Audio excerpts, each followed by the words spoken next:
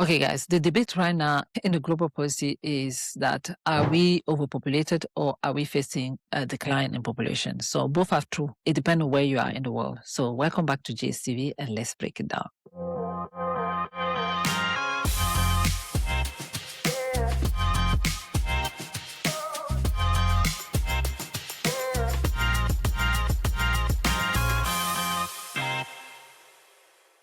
Now, the main issue actually is about individual rights versus collective goals. Okay. So we have the pro-intervention. We talked about them. They encourage having access to contraception, education, and because they believe that if people don't have it, they don't have freedom. And then the other one, we have the anti-intervention side who insists that reproductive choices are a basic human right because history has shown that population target can lead to forced sterilization and abuse, right?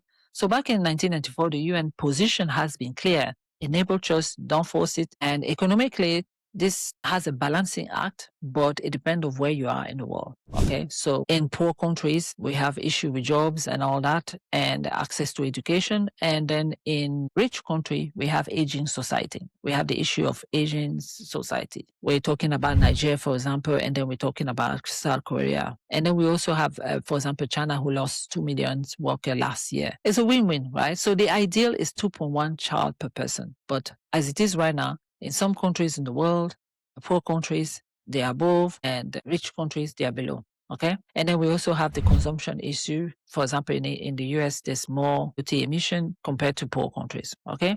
Now, so some places, they're working hard to reduce their population and to balance it. Some places is a problem, it's a crisis. Okay. So we have, for example, China that has 1 birth per woman and is paying people to have 3 kids. And South Korea and Japan have a really big issue. They're spending billions in childcare so that they can actually see their population grow a little bit faster.